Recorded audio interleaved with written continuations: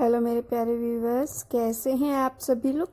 आशा करती हूँ आप सभी लोग अच्छे होंगे। कहानी के लिए मेरे चैनल को सब्सक्राइब कीजिए, कहानी को लाइक और शेयर ज़रूर कीजिएगा और कहानी कैसी लगी प्लीज़ कमेंट बॉक्स में ज़रूर बताइएगा। कहानी को लेकर कोई भी राय या सुझाव हो वो भी कमेंट बॉक्स में ज़रूर दीजिएगा। तो शुरू करते हैं हम आज की अपनी कहानी। सावित्री देवी 75 साल की हो गई हैं। सावित्री देवी के 3 पुत्र हैं। सावित्री जी के पति का देहांत तब हो गया जब वो 55 वर्ष की थी। सावित्री जी एक छोटे से पुराने घर में रहती हैं जिसको उनके पति ने ही बनवाया था। तीनों बेटे उनके साथ तो नहीं रहते, लेकिन ऐसा एक भी दिन नहीं रहता जब वो उनसे मिलने या उनकी सेवा करने नहीं आते हों। तीनों की पत्नियां भी दिन में आती हैं, यानी यूं ही समझ लीजिए कि उनका घर कभी खाली नहीं रहता। कोई न कोई वहाँ उनकी सेवा चकारी में लगा ही रहता है। तीनों बेटों ने अलग अलग अपना घर बना रखा है। सबकी अपनी पर्सनल लाइफ भी है और परेशानियां भी हैं। आदमी चाहे कितना भी बड़ा बन जाए, उनकी परेशानियां कम नहीं होती। अमीर से अमीर इंसान को भी यही परेशानी होती है कि वो अमीर कैसे बना रहे। तीनों बेटे ने कई बार जिद भी की माँ उनके साथ जाकर वहाँ रहें, लेकिन उन्होंने कहा कि वो यहीं रहेंगी। उसी घर में उन्होंने और कहीं चैन नहीं आता है। आप ऐसा बिल्कुल मत सोचिए कि यह तीनों बेटे बड़े सुपुत्र हैं, इसीलिए यह अपनी माँ की सेवा में लगे रहते हैं। तीनों बेटे को उनसे ज़्यादा प्यार या लगाव की असली वजह कुछ और है। वजह है उनकी माँ का एक बड़ा संदूक, एक बड़ा लकड़ी का संदूक जिस पर ताला लगा है। यह संदूक इनके जीवन में बहुत अहम भूमिका रखता है। इस संदूक के अंदर क्या है और कितना है, ना तो इन तीनों बेटों को पता है, ना ही इनकी पत्नियों को। बस जब से पिताजी गए हैं, माताजी को इस संदूक की रक्षा करते देखा है। इसीलिए इन सभी ने अपने अपने अनुमान लगा रखे हैं। ना ही अनुमान बल्कि इन्होंने तो एक आस लगा रखी है कि इस संदूक के खुलते ही यह क्या क्या करने वाले हैं। सावित्री जी उस संदूक को छोड़कर कभी नहीं जाती। कभी जाती भी तो अपने कमरे में बड़ा ताला लगा कर ही बाहर निकलती। वो सिर्फ थोड़ी देर में ही वापस आ जाती। तीनों बेटे और उनकी पत्नी की उस संदूक पर नज़र ना जाने कब से है। सबने अपनी तरफ से अपनी अपनी कोशिश भी करके देख ली माँ को अपने साथ अपने घर ले जाने की, ताकि माँ के साथ उनका संदूक भी वहाँ से हिल सके। और फिर जाहिर सी बात है, जिसके घर में माँ रहेगी उसका संदूक। लेकिन सभी एक दूसरे की काट करते हैं।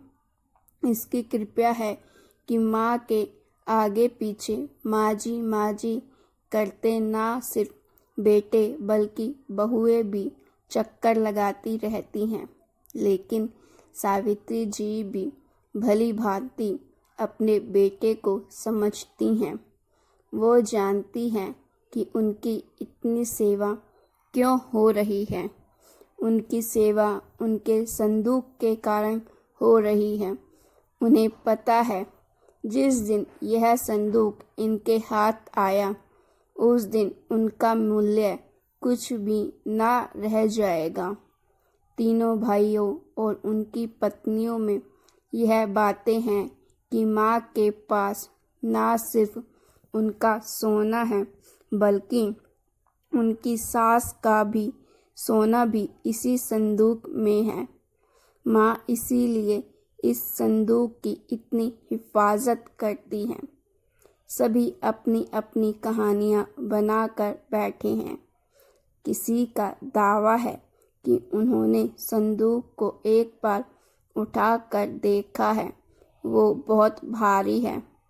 माँ के कमरे में इन बहुओं ने कई बार सफाई के बहाने संदूक के पास जाने की कोशिश की, लेकिन माँ जी ने उन्हें बार बार टोका और कहा कि इस संदूक से अभी दूर रहो। समय आने पर इस संदूक में क्या है तुम्हें अपने आप ही पता चल जाएगा। आखिर माँ की बात कौन टालता, और वो भी अभी तो कोई भी नहीं।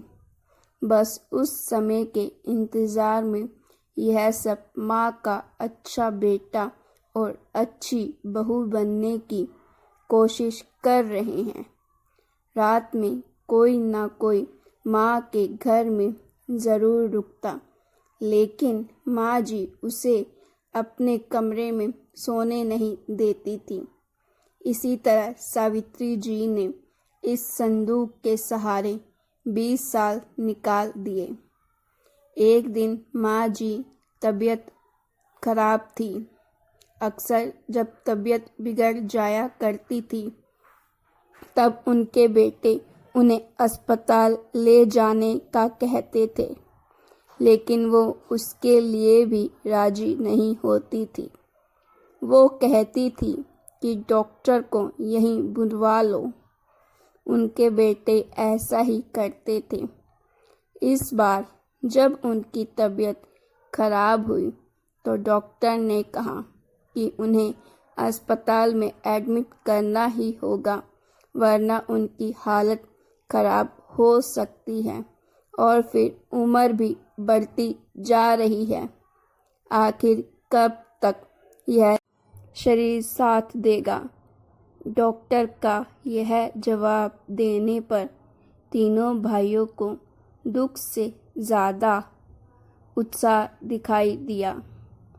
उनकी पत्नियों की आंखों की चमक साफ दिखाई दे रही थी। सावित्री ने उन्हें कमरे के बाहर खुश-फुश करते सुना। तीनों इस बात पर चर्चा कर रहे थे कि माँ के जाने के बाद संदूक में जो भी है वो आपस में बांटा जाएगा, सबको बराबर बराबर मिलेगा। सावित्री जी ने जब यह सुना तो उनको अंदाज़ा लग गया कि अब समय हो गया है इन सब को यह बताने का कि आखिर इस संदूक में क्या है। उन्होंने आवाज़ लगाकर अपने तीनों बेटों और बहुओं को अंदर बुलाया। सबने आते ही कहा, माँ अस्पताल चलते हैं, आप वहाँ जाकर ही ठीक होगी। माँ ने कहा कि पहले वो जान लो जिसके लिए तुम सब इतने सालों से चक्कर लगा रहे हो, उसके बाद तुम्हारी मर्जी। इस संदूक में तुम तीनों के लिए मेरे पास कुछ है जो मैं तुम्हें आज देना चाहती हूँ। माँ ने अपने तकिए के नीचे से एक चाबी निकाली और धीरे से खड़ी होकर संदूक को खोलने के लिए नीचे झुकी। वहाँ खड़े सभी बेटे और बहुओं की धड़कन तेज थी। आज उनके बरसों का इंतज़ार खत्म हो रहा था। माँ ने संदूक खोला। संदूक में 3 अलग अलग कपड़े में लपेटे कर कुछ रखा हुआ था। सबकी आंखें बड़ी आश्चर्य के साथ उस संदूक की ओर ही थी। माँ ने कपड़े में लपेटे हुए सामान आकर उठाने को कहा। तीनों बेटे ने एक एक सामान उठा लिया और उसे खोल कर देखा। कपड़ा खुलते ही कमरे में मौजूद हर एक इंसान का मुंह फटा का फटा रह गया। उन कपड़ों में से निकला एक भारी पत्थर। तीनों के हाथों में था एक एक पत्थर।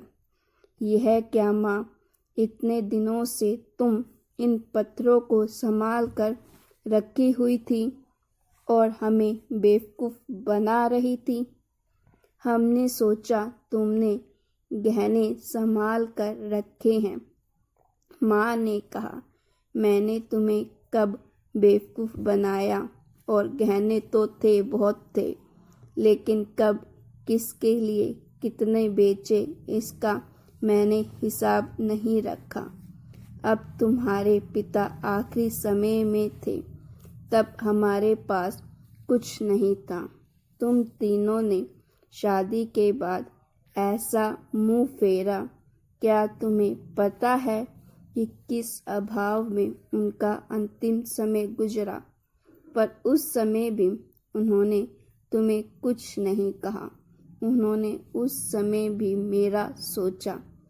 उन्होंने पता था कि उनके जाने के बाद उनके बेटे मेरे साथ भी यही करने वाले हैं। इसीलिए उन्होंने मेरे लिए इस संदूक का उपाय खोजा। देखो कितना सही उपाय दिया था। तुम लोगों को बेवकूफ़ बनाना या तुम लोगों से सेवा करवाना ना उनका मकसद था, ना मेरा।